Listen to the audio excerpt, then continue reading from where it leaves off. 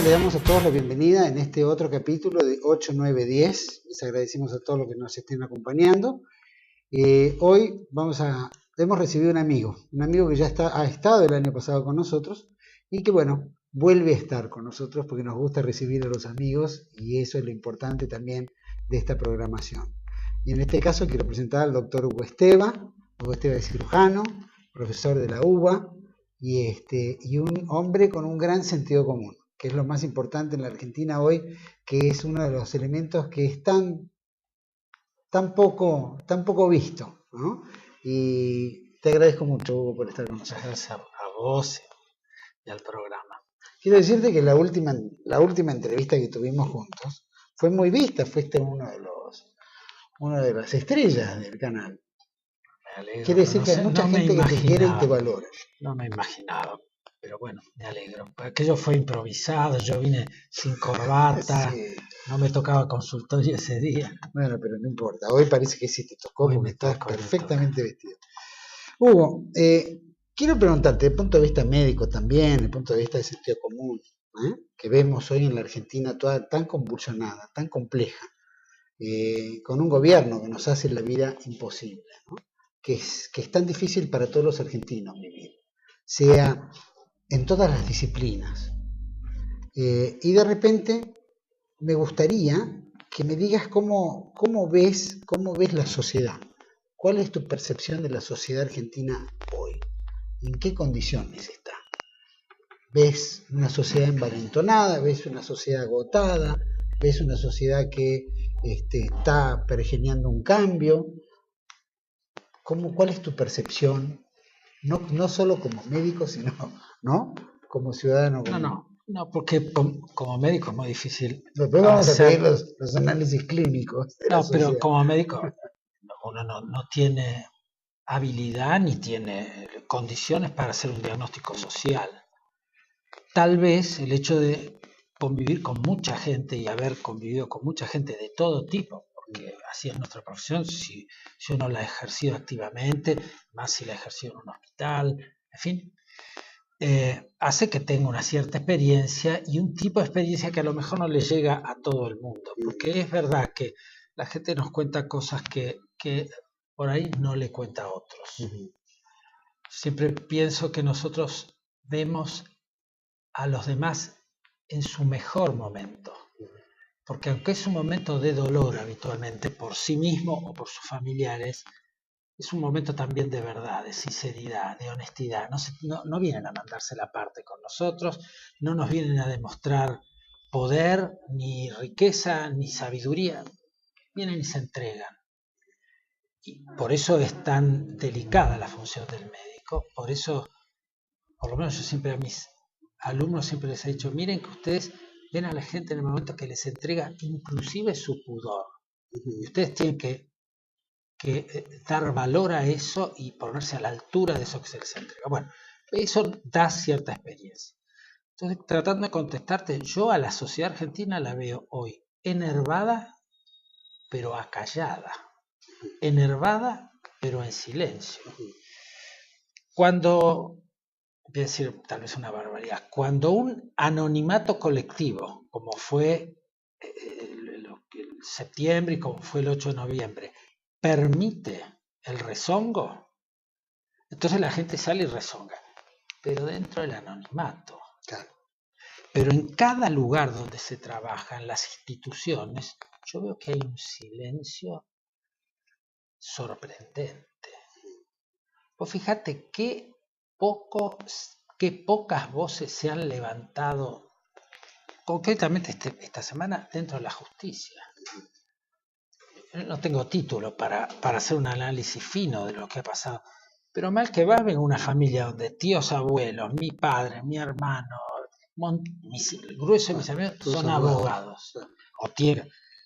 Yo colaboro con los abogados por la justicia y la concordia, tratando de dar una perspectiva médica a la pésima situación que están pasando los presos políticos, independientemente si están bien puestos presos o mal puestos presos, pero es una cuestión humanitaria que uno colabora. Bueno, muy bien. Con eso estoy bastante mojado con todo eso, bastante embebido. Bueno, Me llama la atención el silencio. Le van a poner una mordaza a los jueces, no tengo la menor duda. Basta haber oído el tono de la presidente, que yo no le voy a decir presidenta, porque si ella habla mal yo no tengo obligación de seguirla, ¿no? El tono de la presidente es un tono insolente respecto del otro poder. Y está amenazando. Y amenazando a los abogados como profesión. Sí, he oído pocas voces que se han intentado hacer públicas. Pero ¿Eso es por miedo? ¿Eso es por cobardía? Yo creo que es miedo, y es miedo a cosas muy concretas, que perder el empleo. Porque yo te pregunto, ¿qué hace un juez que ha sido juez 20 años si se queda en la calle de un día para el otro? Abre un estudio, se junta otro estudio. Los estudios no les va fantástico. Él como juez tiene un futuro, además debe tener una vocación, por algo está ahí. Es como que a uno lo deja, en su momento, yo ya fui jubilado del hospital de clínicas, pero que a mí de un día para el otro me hubieran sacado del hospital. Uno pone mucho de sí por los otros y por sí mismo, para transmitir conocimiento, pero también para adquirirlo. Pienso que un juez, en términos generales, los jueces se han acercado a la justicia por ese motivo. Quedarse de un día para el otro sin explicación, sin trabajo, que es lo que en el fondo les están diciendo. Le vamos a poner jueces políticos para estarlos vigilando a ustedes. A mí me parece una barbaridad. No tiene nada que ver eso con el respeto al Poder Judicial que corresponde, que tiene que ser independiente. Que uno espera que sea independiente de lo político. ¿Qué van a salir con tiritas de cada partido, con el color de cada partido? Bueno, es un poco la función que creo que quiere el gobierno, ¿no? Bueno, que cada uno ventile su ideología, su forma de y pensar. dicho así abiertamente, es una barbaridad. Es un poco delirante. Y yo creo que hay algo de delirante en la actitud que se está teniendo. Y lo estoy diciendo, ahí sí que estoy utilizando términos, obviamente no soy psiquiatra, soy cirujano, pero bueno, mal que mal, uno ha leído, estudiado, claro. Y está dentro de los términos de la profesión tener una idea, por lo menos, de lo que es lo psiquiátrico. Te preguntaba esto porque de repente vemos que en otras épocas la sociedad argentina se hacía escuchar, fuera por fallos judiciales, fuera por la justicia, fuera por instituciones que de alguna manera tenían la solvencia para decir hasta acá llegó el abuso político, hasta acá llegó tal cosa. Bueno, dicho y hecho, han volteado gobiernos, ¿no? Estoy hablando de instituciones importantes como puede ser la Iglesia Católica, como puede ser las Fuerzas Armadas, como pueden ser los mismos políticos partidarios, ¿no? Los radicales han sido socios en voltear gobiernos peronistas, o sea que no les tembló el pulso para buscar que las Fuerzas Armadas generaran el golpe. Pero digo, había una tendencia más valiente, supongo, o encontraban eco en instituciones. Hoy la sociedad es como que no tiene eco en instituciones, pero tampoco en políticos. No tiene eco. Sí. Hay una doble cosa, me parece. Hay una doble cosa. En eso. A mí me parece que hay una doble cosa. Por un lado está este temor que te digo. Este temor está en todas partes. Yo lo viví en la universidad. En la universidad pasa cualquier cosa y todo el mundo está callado la boca. Después podemos, si querés, ahondar un poco en ese tema, en el tema universitario. Pero por otro lado, también está que no hay, a pesar de lo que se diga, no hay muchos medios como para hacerle llegar a la población el mensaje. Pues si vos te fijas, por ejemplo, los programas políticos, los títeres son siempre los mismos. Los tipos invitados son siempre los mismos. Hay un molde para que no se salgan de ese molde. Y hay una tendencia en el mundo de que se muestre, y acá se puede ser socialista o liberal, y si entre medio se es socialdemócrata, y el hombre vivió, hablemos de nuestra civilización, 2000 años con distintas formas de vivir, de gobernarse, organizarse en la sociedad, y nosotros no sabemos nada de eso. Anda a agarrar a un chico de colegio secundario a ver qué sabe de cómo se vivía en la Edad Media, qué sabe de cómo se vivía en la colonia, qué sabe de lo que era el cabildo, a pesar de que estén los cabildos todavía algunos en pie. cómo funcionaban, o sea, cómo era la representación de los vecinos. Nadie tiene idea. Todo el mundo cree que como ahora a través de partidos políticos que cada vez son menos consistentes, por otro lado, porque ya no hay... Son más iguales todos, ¿puede ser? O sea, es decir, no hay una primero que se recontraparecen entre sí y después que ya no tienen voz. No hay una voz del Partido Radical, porque el Partido Radical está a su vez quebrado en 50.000 pedazos incompatibles. Vos fíjate que para cualquier medida, el señor fulano está de un lado, el señor mengano está del otro, y están en lugares completamente opuestos. Y te digo, el partido, te hablo del Partido Radical, te hablo del Partido Socialista, te hablo del... Y pronto el PRO también va a ser igual, porque si vos te enterás un poco y hablas con gente que conoce, sabe que fulano y mengana no se pueden ni ver. O todos provenían de partidos similares que pero se bueno, conjugaron está bien, las diferencias individuales puede haberlas, sí, pero no hay una voz común de esa agrupación. ¿Qué representa esa agrupación? Si no hay más programas, no hay más ideas, no hay más doctrina, ¿no? Es ocupar lugares de poder. Entonces yo creo que lo que le está pasando a todo el mundo es que si tiene un pequeño lugar de poder, entrega su libertad y su independencia para mantenerse en ese pequeño lugar de poder o de riqueza o que le permita sobrevivir. Leo hoy que a los tipos que les dice que le van a devolver el 15% de lo que gastan afuera, los que han viajado y han gastado afuera, los van a mandar a investigar. ¿Me entendés que es un acoso que está haciendo el gobierno? Entonces todo el mundo se cuida y está, te reitero, enervado, pero en silencio, como aumentando presión. ¿A dónde va a ir a parar? No sé. Sabes que este canal, este programa, tiene una gran difusión en América Latina y en Europa hoy en día. Y siempre que tocamos temas por el estilo, tratamos de colocar nuestra problemática o nuestra situación también en comparativa con la situación que viven países hermanos o en la misma Europa, que están sufriendo avatares casi parecidos, ¿no? Pareciera como que nosotros fuimos más experimental y ahora vuelve en eco con ellos.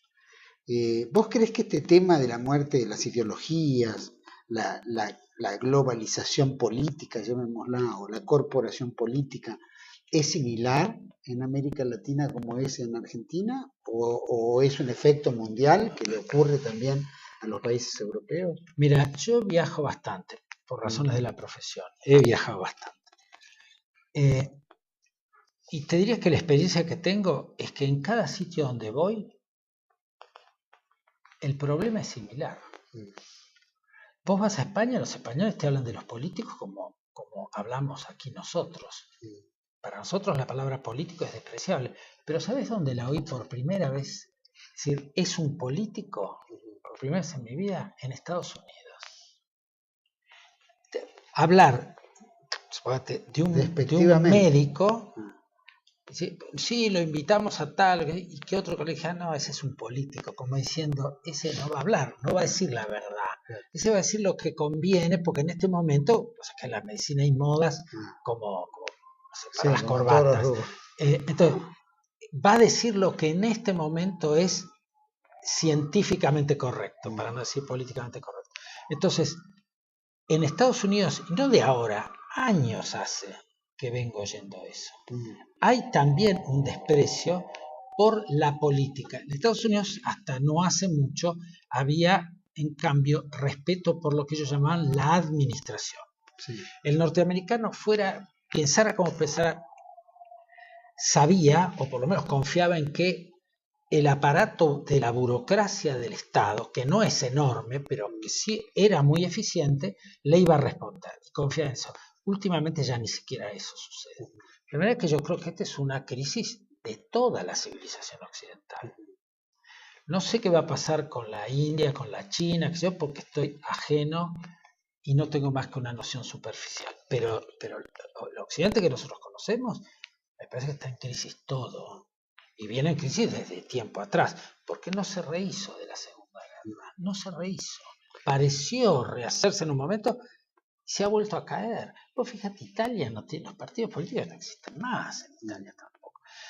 Yo siempre he sido, si vos querés doctrinariamente, enemigo de las ideologías, en tanto la ideología sea un sistema cerrado de ideas que te aparta, que te hace creer en una cosa teórica y te aparta de tus conciudadanos, de tus congéneres, de los otros hombres y de tu patria en última instancia, ¿no es cierto? Así que en ese sentido siempre he sido enemigo, siempre he tendido, por mi condición de nacionalista y de hombre, yo diría, respetuoso de las tradiciones. No es que me llame tradicionalista, pero respetuoso de que por algo existieron las tradiciones. Siempre he sido, más vale, realista. Siempre he pretendido, que es lo mismo que le pasa a uno con la profesión, estar con las manos en la masa, con las manos en las cosas y respetando esa realidad que te hace, me parece, ser más tolerante y ser más abierto. Bueno, de manera que, pero ahora no es que no existan ideologías, no existen ideas, no se educa, no se transmiten ideas. Vos pensás hoy el prototipo del alumno de colegio secundario, es un chico que está con un aparatito en la mano, jugando casi todo el tiempo. Mirá que lo digo con dolor porque tengo nietos a los que adoro que están en el colegio secundario. Pero es así la juventud. Están con el aparatito, dándole llevándole poco de la punta del profesor y recibiendo del profesor a medias un esquema. No la voluntad de averiguar más. Yo te digo que yo viví otro colegio. Puede ser un efecto de pensamiento único también, que también... Bueno, lleva al pensamiento único. Que terminan en los aparatitos, que al final lo único que hacen también es otra línea de pensamiento, ¿no? Es la universalidad del pensamiento. Tal cual, los distrae como para que estén... Y después lo poco que reciben es una especie de comida predigerida, una comida chatarra, que los satisface pero no los alimenta. Una comida chatarra para el espíritu. Es lo que uno ve en la mayor parte de los casos. Y los profesores, que a su vez están insuficientemente formados, porque desgraciadamente es así, porque han estudiado en malos institutos, venían de malos colegios también ellos, en fin, no les saben explicar. Mira, mi padre, que no era docente, decía siempre, que era abogado, pero que hubiera sido un fantástico docente, porque tenía la paciencia. Decía siempre que alguien que no es capaz de explicar lo que sabe a un chico de 12 años es porque no lo sabe. Bueno, y en general pasa que los profesores no saben. ¿Y los padres saben? Y los padres lo que quieren es que el chico pase, que esté en el colegio, entre comillas, contenido. Que esté adentro del colegio porque el padre está atosigado de trabajo, la madre está atosigada de trabajo. No hablemos de que, bueno, el que se distrae anda en otra cosa, pero hablemos del buen padre y la buena madre, que es la enorme mayoría. Ese buen padre y esa buena madre, para tener un pasar discreto y para, entre otras cosas, poderle pagar la educación a los chicos, porque ya, mirá, el otro día oía un comentario familiar. Gran parte de los colegios secundarios del Estado son lugares de pésimos ejemplos, de malas costumbres, particularmente vinculados con la droga. Entonces, si eso no hay que decir, eso existe y eso está porque hay una cultura de la droga, porque efectivamente hay una cultura que fomenta la drogadicción, aunque no se la diga de esa manera, pero está, se persigue más el tabaquismo que las drogas. Sí, que las drogas pesadas, por lo menos sintéticas, entonces que hacen tanto daño. Bueno, entonces no es lo que estoy diciendo, no es una teoría lejana a la realidad, no, son los pies puestos sobre la tierra. Y los pies puestos sobre la tierra indican que hay una cultura de la droga. Esa cultura de la droga que empuja a cualquier cantidad de otras malas costumbres porque enajena. Porque el tipo que actúa drogado, bueno, es elemental, no actúa según una conciencia manejable, medible. Son elementos que existen hoy, puede ser, te pregunto, ¿no? Como si fueran condicionantes de crecimiento poblacional, como si fuera la eliminación de población, digamos, no solo en el abandono de salud, no me animo educativa. no me animo a decirlo pero que es cierto. Si fuera como si quisieran generar un holocausto mundial porque hay mucha sobrepoblación. Eso no te lo puedo decir. No, te reitero, yo me he acostumbrado a huir de la teoría, a vivir de la manera más concreta posible, porque probablemente es una deformación profesional, pero es así. Entonces me cuesta largarme a teorizar muy por las ramas.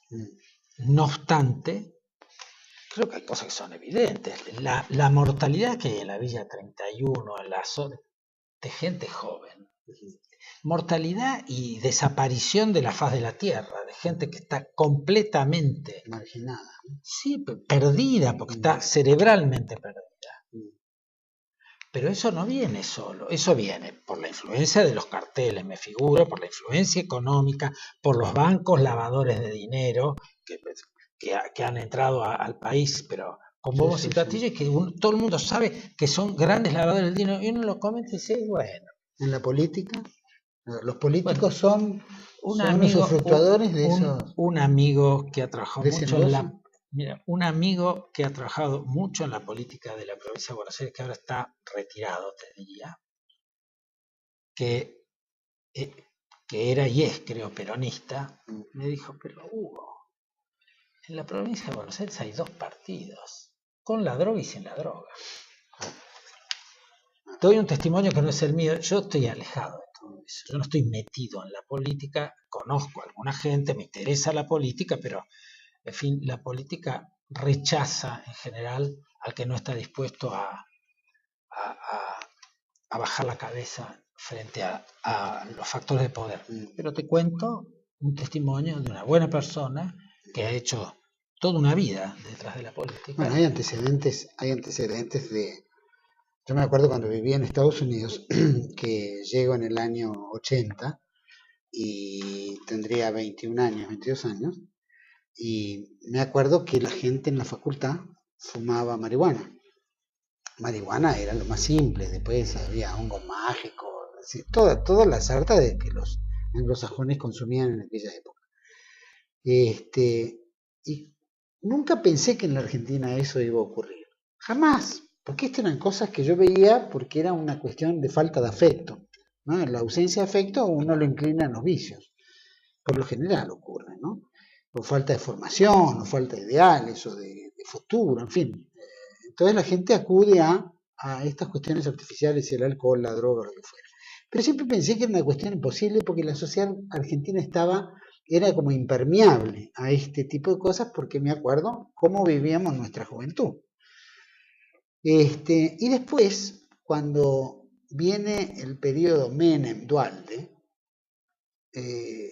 hay una apertura enorme del tema de drogadicción, los carteles. Acordate que tuvimos una aduana paralela, o sea, no solo estaba la aduana real, sino que había una aduana no controlable. Se hicieron puntos en diferentes puntos del país que eran los puertos libres, ¿no? La zona franca. Y bueno, y después la destrucción de las Fuerzas Armadas, las pistas clandestinas, en fin, empezó a ser Argentina un centro de consumo y tránsito. Pasaron los años y eso se fue solidificando hasta hoy. Y lo ves en la juventud, lo ves que hasta las leyes amparan, ¿no? El caso de Aníbal Fernández, que es un férreo defensor del consumo de estupefacientes, están cada vez sumando más. Entonces, ellos, el menemato con Duhalde, son los que abren la gran puerta del gran negocio cartelero en la Argentina. Y siguen los otros, ¿no? Y después, la mayoría de la clase política usufructa sobre eso, porque tiene que tratar en la mayoría de los votos que están ahí, en las villas miserias, en los sectores marginales, en la clase media baja, en la clase media, y en la clase media alta que les gustan las fiestas electrónicas, qué sé yo, y que mientras haya este flujo, son felices. Entonces, te preguntaba esto porque para mí era una cosa imposible y pasó a ser una cuestión cotidiana. Hoy salís a las 7 de la mañana y están fumando en la calle. Pasa un tipo fumando un porro, ¿no? Es difícil congeniar. ¿Vos te acordás cuando sabiendo que el Estado, sabiendo que el Estado tiene la responsabilidad sobre la ciudadanía, ¿no? Sobre el bienestar de la ciudadanía, de salud, convivencia, etcétera, ¿no es cierto? Ahora Y te ahí voy a ausencia. contar una anécdota para que veas que no es solo acá, Pero me lo podés contar, vamos a ir a un pequeño ¿Cómo no? corte, ¿eh? Volvemos enseguida. Se supone que hoy vamos a tener la visita de Gustavo Bereiro Bey, que bueno, no pudo venir hoy en día, y con Jorge Pirota, del Partido Fe, que tampoco pudo venir. Así que gentilmente nuestro tercer invitado quedó como único invitado, al cual le vamos a sacar todo el jugo, Hugo Esteban. Vamos a un corte y volvemos enseguida, no se vayan.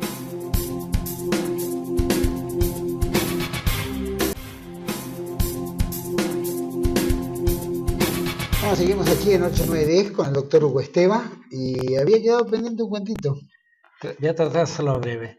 Ahora de estos 6-7 años me tocaba pasar por Marsella, donde yo había estado durante una temporada, unos años antes, invitado como docente. Y el que me invitaba, que además de ser un excelentísimo cirujano, es funcionario de la salud pública provincial, llamémosle, ahí en la zona de la Provence, me dice, yo iba a estar un par de días, mirá, esta noche tenemos una comida con 2 o 3 funcionarios de la salud pública, y resultó que había también un suizo, que no era médico, era como si fuera un administrativo de uno de los cantones suizos. Pues se estaba hablando ahí, y yo mucho tema no tenía, hablaban entre sí, yo me las rebusco en el francés, pero bueno, hablar, escuchar a quienes están hablando fluidamente, yo me sentí un poco al margen, entonces decidí sacar un tema. ¿Y qué tema saqué? Lo que había leído la noche anterior en el Figaro, que contaba que en París se habían felicitado y premiado a un grupo que había demostrado que más gente muere por tabaquismo que por drogas pesadas. A mí me parecía obvio que eso se debe a la cantidad enorme de gente que fuma respecto de la gente que se droga. Entonces les planteo eso, y el suizo no me dejó ni terminar de hablar, me miró con una cara como diciendo, pero vos sos sonso. Me dice, doctor, eso es propaganda a favor de la droga que se hace dentro de la Organización Mundial de la Salud. Dentro de la Organización Mundial de la Salud hay influencia para que se aumente el consumo de droga sin señalar. Sí, el tabaquismo yo no voy a defender el tabaquismo, me dedico a operar pulmones, al contrario, la gente no debería fumar, pero el que fuma se hace esencialmente daño a sí mismo y solo muy colateralmente a los que están alrededor. Pero el que se droga queda enajenado. Es un tipo que no tiene control, destruye todo. Vos ves las muertes que hay, los tipos que para robarle un celular le pegan un tiro. La mayor parte de esa gente está enajenada. Bueno, esa pérdida de la cabeza, esa cultura de la droga, yo estoy de acuerdo que se ahondó aquí en la época de Menem y Duhalde, pero vino con la democracia. Y te quería hacer recordar una cosa.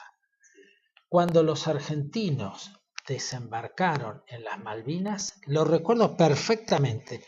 Una de las cosas que llamó la atención fue saber que en las barracas, es decir, en los cuarteles de los ingleses que estaban en las Malvinas, había pornografía y droga.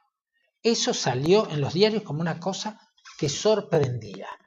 Y vos recordarás que, bueno, vos sos más joven, pero cuando uno era muchacho, droga había en ambientes vinculados con lo artístico, chicos, económicamente poderosos. Hoy, bueno, que vean la película esa del elefante blanco, del edificio ese que nunca se terminó, que hizo este hombre, bueno, no me acuerdo cómo es, Darín, y vean lo que es la droga, cómo destruye a los más pobres, a los más humildes, a los más débiles.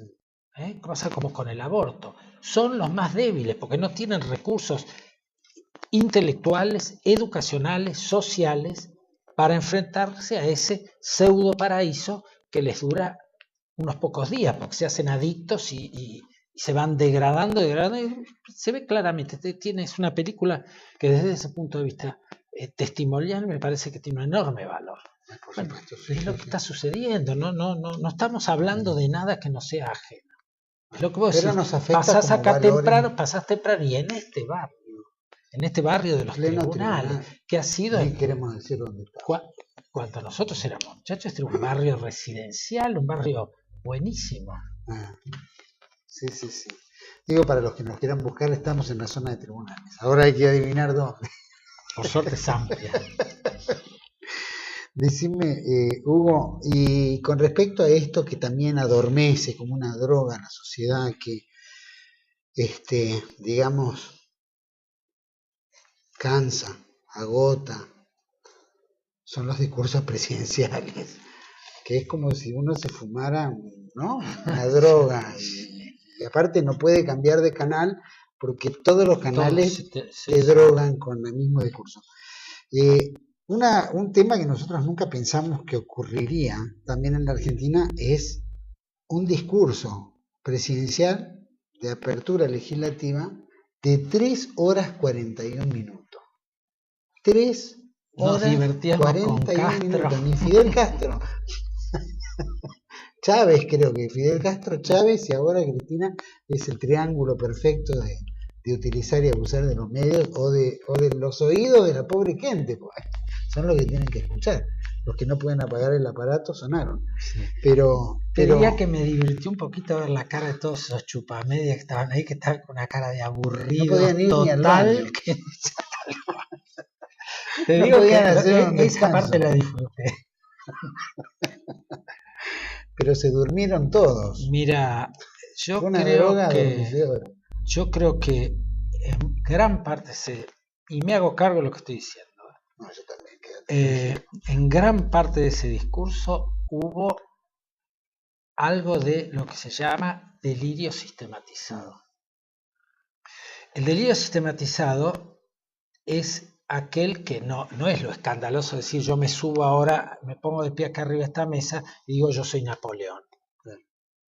Porque eso es un delirio no sistematizado, porque no convence a nadie. Concuerdo. El delirio sistematizado es un delirio que convence al que lo está escuchando y por supuesto surge de un convencido de ese delirio, pero es una cosa patológica que se vincula con personalidades psicopáticas y que se vincula con algunos cuadros psiquiátricos psicóticos, no gravísimos. El gravísimo es, ya te digo, me subo a la mesa y digo yo soy Napoleón, pero el que sufre de un delirio sistematizado lo va como si fuera adornando cada vez más, lo va organizando cada vez mejor.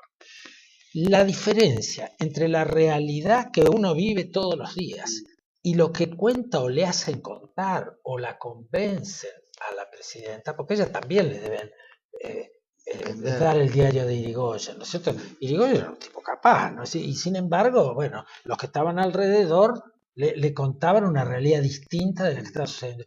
Bueno, a esta mujer estoy seguro de que le pasa lo mismo.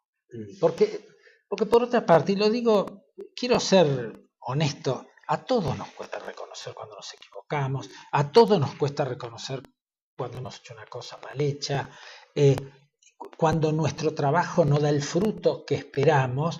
Te lo digo como cirujano. El cirujano primero tiende a echarle la culpa al enfermo, al enfermero, a la droga, y yo siempre trato de decir, mira, primero el cirujano tiene la obligación de descartar que si el enfermo no está teniendo la evolución esperable o que debería tener, lo primero que hay que pensar es, ¿hubo un error quirúrgico? Arranquemos, bueno, de si hicimos bien la evaluación prequirúrgica, si actuamos bien en el acto operatorio y si estamos cuidando bien el posoperatorio. Y después echémosle la culpa a otras cosas.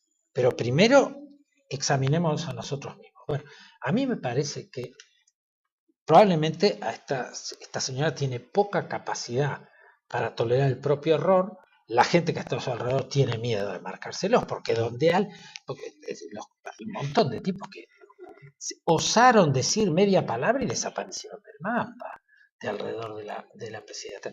De manera que para mí, lo que yo fui juzgando, enseguida me surgió la imagen. Esto es delirio sistematizado. Aparte de los sesgos, ¿no es cierto? Pero yo no veo ninguna diferencia en subirse a una mesa y decir soy Napoleón, a subirse al estrado de la Cámara de Diputados y decir que está todo bien. Bueno, los dos son delirios. Lo que pasa es que tienen grados, digamos. Es un poco menos ridículo, pero vos viste el tono que va adquiriendo es un tono cada vez menos reflexivo. Eso es que se va dando cuerda. Y entonces le sale, viste, una cosa ya... grosera, vulgar. Cosa de vulgar.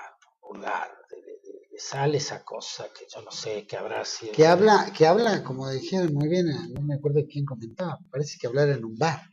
Parece que hablara con un grupo de amigos encerrado y no como una y presidenta encima de la con nación. esas malas costumbres de meter palabras mal dichas en inglés. Yo que no hablo alemán no metería palabras en alemán, ni menos en ruso, ni que hablar en chino. Bueno, está practicando porque tiene ya propiedades en Nueva York. Un leading case para decir un leading case. Que no lo quiero exagerar en la pronunciación. Un lady, como si fuera un caso de mujeres. Se ve que habrá querido halagar a las feministas, pero es un disparate. Y lo dijo 3 o 4 veces seguidas. ¿Qué necesidad? ¿Por qué no dice un caso testigo? ¿Por qué no dice un caso típico? ¿Por qué no dice un caso problema? ¿Por qué no dice un caso inicial? Hay 20.000 formas de decirlo en castellano. ¿Qué necesidad de hacerse la canchera? Que le queda mal. Es una señora que querría, como alquiló o compró en el barrio norte, querría pertenecer a lo que no pertenece, y cada uno de nosotros es lo que es. Y se le nota, somos lo que somos.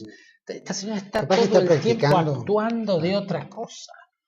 El hecho de haber generado, con una gran falta de ética, por supuesto, una gran fortuna, de un éxito, como ella dice, exitosa abogada, que en realidad su dinero lo hizo mientras estuvo en la función pública, porque de abogada no ejerció en los últimos 30 años, y en los últimos 30 años es donde acumuló toda su fortuna. Y si no, lo hizo durante el proceso, cuando todo el mundo bueno, eso también, ahí empezó, digamos, la carrera se política. Tira contra el proceso, pero los mangos, ella y su marido le hicieron entonces.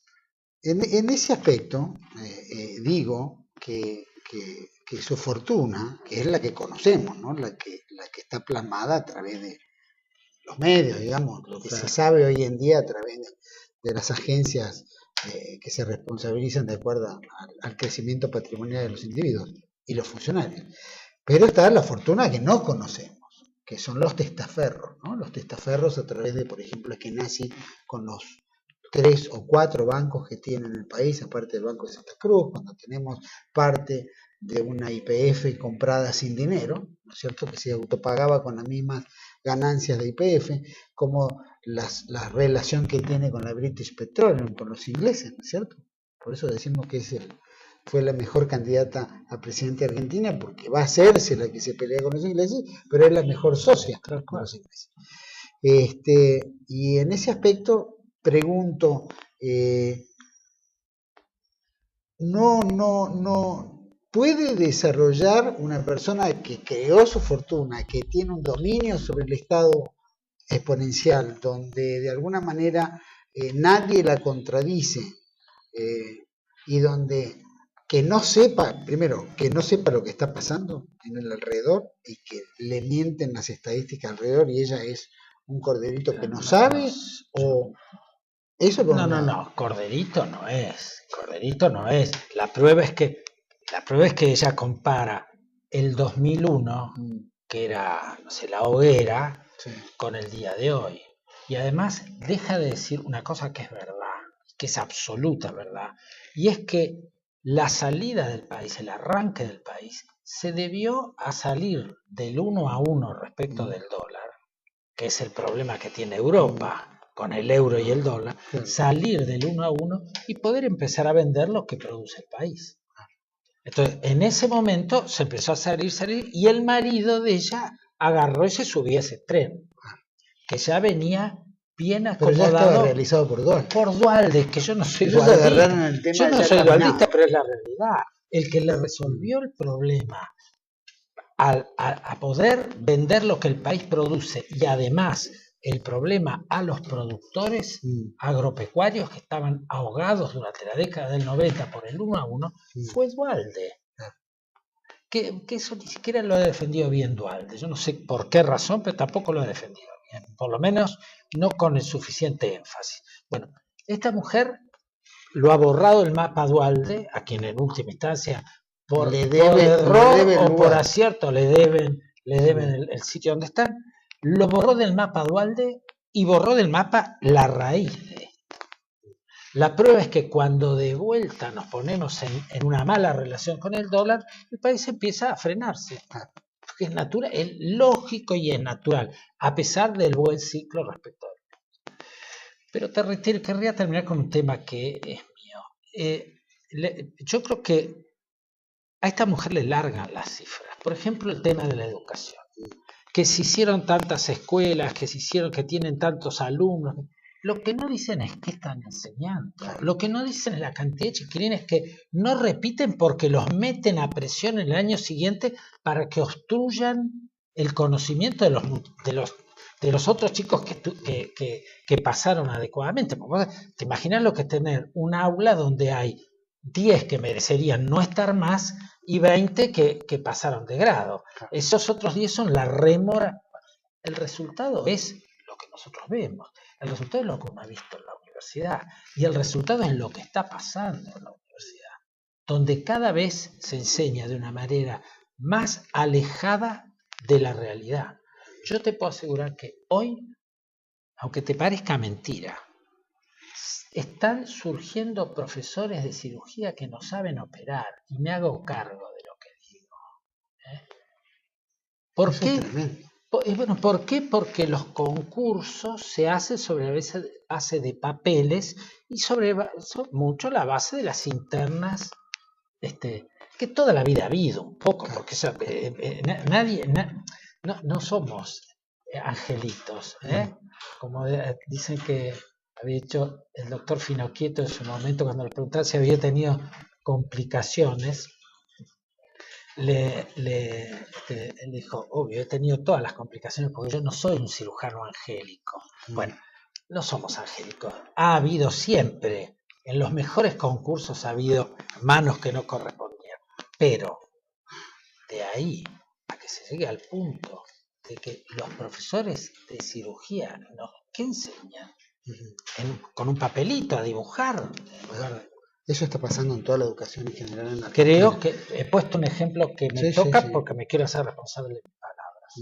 Pero eso es una realidad que sucede en todos los ámbitos de la educación. Entonces es grave, a pesar de que tenemos una gran materia prima.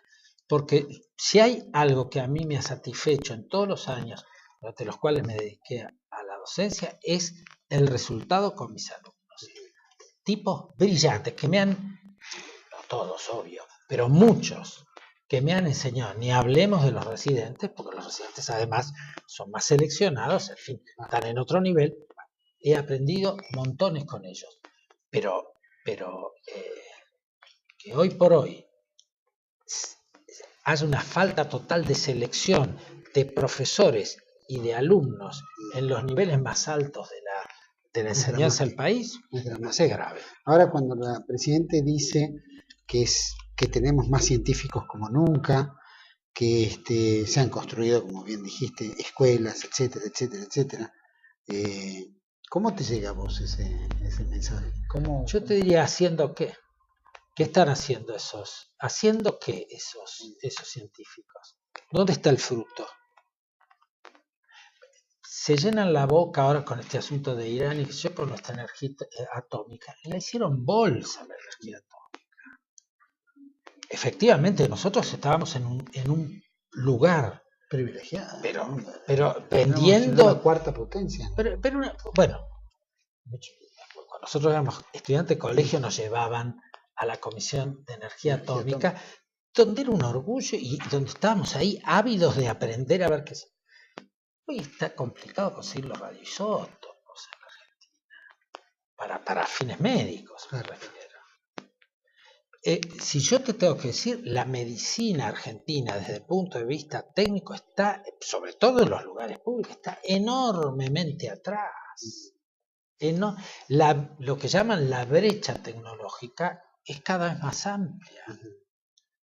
Entonces, puede haber muy buena materia prima, pero hay que ayudarla es un poco como los trenes, te dice, porque compraron 10 vagones, dicen que anda bien el Sarmiento. El Sarmiento y el San Martín y el Mitre andan mal. Y hasta que esos vagones funcionen bien, vaya a saber cuánto tiempo va a tardar. Y si alguna vez van a funcionar bien. Porque no es solo cuestión de poner la tecnología. Es cuestión de poner la tecnología y la gente que la haga funcionar. Pero si vos tenés buena gente y no le das tecnología, bueno, es algo que se los conflictos típicos que tienen los sindicatos entre sindicatos que se boicotean unos a otros y que parece un sinfín de problemas que el común de la Argentina no lo entiende, ¿no es cierto? Y la presidenta te la cuenta cambiada. Claro. Y con entusiasmo y con énfasis y señalando y retando. ¿Algún otra índice psíquico que puedas caracterizar a la presidenta? Fuera de ese... No tengo, mira, no tengo los diplomas, no quiero ser, ahora creo que es una mujer que, aunque sea por la tiroides, está medicada, así que eso tampoco la debe ayudar. Una mujer tan preocupada, porque es bueno tener una presidenta buena moza, digamos, en términos generales, pero tan preocupada por su aspecto exterior, tan preocupada. Es un poco anacrónico, porque es una mujer grande, no nos engañemos. ¿Es porque no tiene aspecto interior? No sé, pero que lo que trasunta de su interioridad es vulgar, basta oírla conversar un rato. Es vulgar. No, tiene una gran facilidad de palabra, pero esa gran facilidad de palabra de la conversación del barrio. ¿No? Sí, efectivamente, hila, tampoco usa muchos sinónimos, pero hila rápidamente, no se olvida, agarra un papel, lleva el otro, tiene un don. Pero si ese don hubiera sido educado sería otra cosa. Pero hay como una especie de empecinamiento en algo pequeño que es lo que ella aprendió, esa doctrina que se aprendió de memoria en sus años mozos, y de ahí no ha salido. Y lo que quiere hacer ahora es aplicarla a un mundo que es distinto, que la ha rechazado, que la ha vencido, porque la sociedad argentina no se convenció de todo eso. Pero ellos la quieren imponer a toda costa, con una diferencia, que en aquella época quizás lo hicieron más o menos, idealmente llevados de la nariz por Rusia, Cuba, en fin. Pero ahora lo hacen constante y sonante, con fortunas.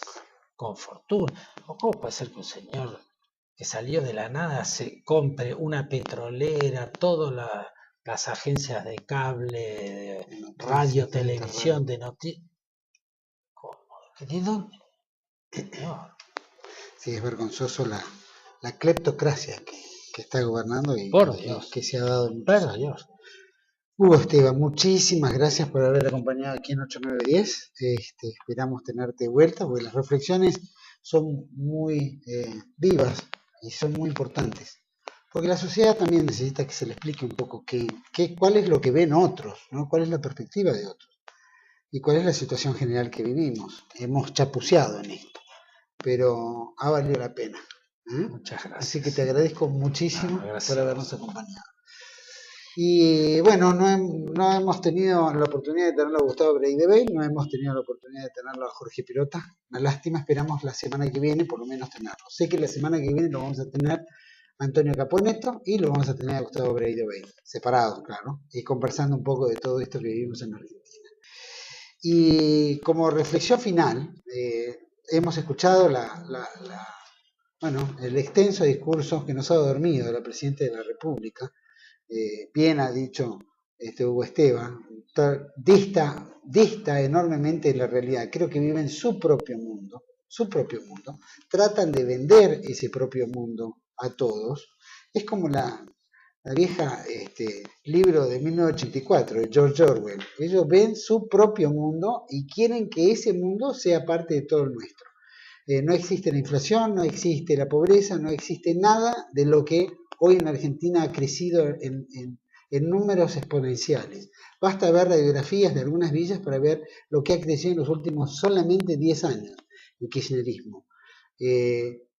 Todos los datos que se han utilizado son datos que ya están gastados, son datos que no contrarrestan con la realidad de los datos. Serán datos con una mitad verdad y otra mitad mentira. La mitad verdad es que el dato es el dato, pero la mitad mentira es que ese dato ya es de modé, ya se venció por el mero hecho de que aunque hayan aumentado los salarios 1000%, la inflación se ha comido en el 1400%, o sea, el salario sigue yéndose para abajo y la pobreza ha seguido creciendo. Y después el tupé, en la forma descarada, como bien planteaba también Hugo Esteban, vulgar, habla como en un bar, habla como en una cancha de fútbol, habla para su grupo de adeptos, sin formas, sin normas, sin estilo. Falta ponerse la gorra con 4 ganchos y ponerse a saltar a tirar papel picado.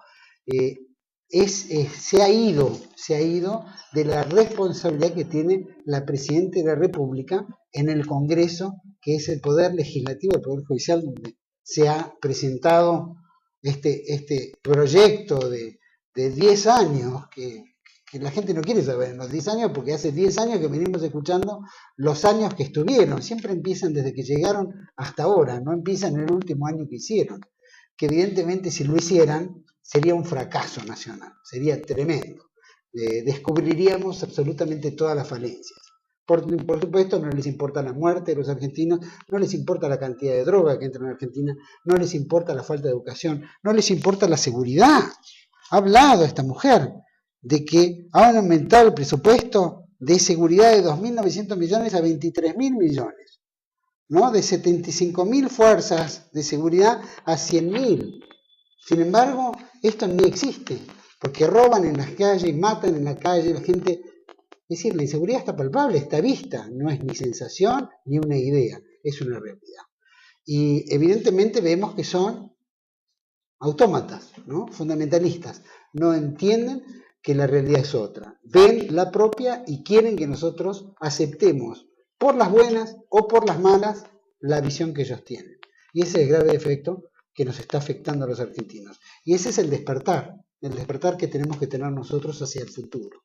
Y el futuro inmediato, porque las elecciones las vamos a tener agosto, septiembre, octubre, no sé cuándo van a definir, cómo va a ser el plan electoral, pero los tenemos ahora. Y después hay que fumarse 2 años más, ¿no? Hasta el 2015.